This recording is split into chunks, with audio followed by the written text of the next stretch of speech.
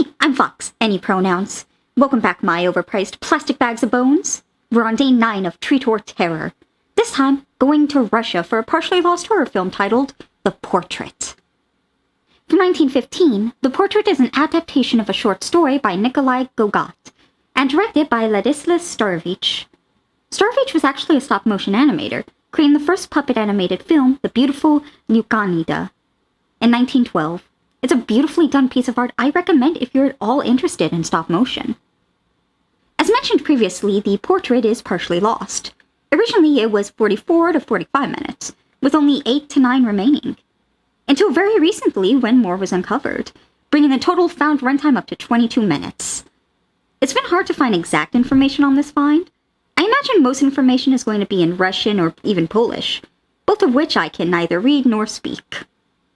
I thought, since Wikipedia correctly shows the 22 minutes are now found, that their references would have information. I was a fool. I found a Letterboxd review talking briefly that more had been discovered, the review dating from October 2023, but no real details on the how. The video I found with the full 22 minutes is from an obscure Russian channel, and was only posted February of this year. It's also the only place I could find the full 22 minutes, and I am fearful of it disappearing. I could uncover no further information. I'm at a loss. Well, let's leave this real-life mystery and enter the macabre. First, we have our protagonist, Chartkov, browsing paintings in a shop. He decides to purchase a portrait of an old man. Then we see him in his home, attempting to nap but getting creeped out by the portrait.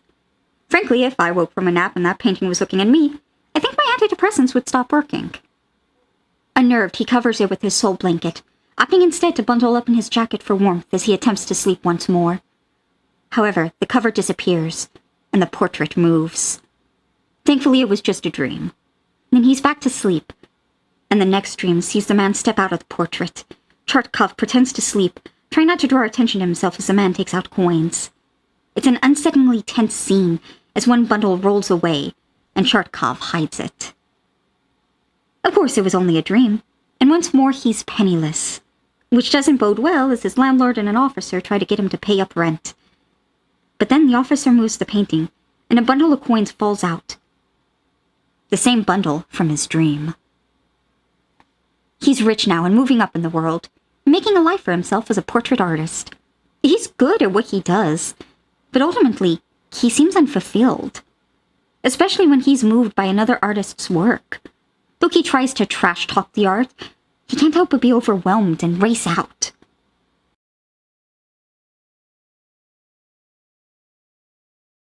He seems to delve into a sort of artistic madness, buying up beautiful art and agonizing over it, before ultimately destroying the pieces in a rage. After that, we leave Chartkov and see the man in the portrait. He's a greedy soul, giving people the barest amount for their valuables so he can grow his own riches. He hires a painter to create a portrait of him. That way he will inhabit the portrait. In his own words, "And although my body will die, I will run away from hellish torment for a long time." We see him fade into his portrait, and that is all we have. Right away, this oozes atmosphere. It's dark, oppressive, eerie. Even with so much missing, what we have is captivating. Every moment is used wisely, delving into character or madness or both.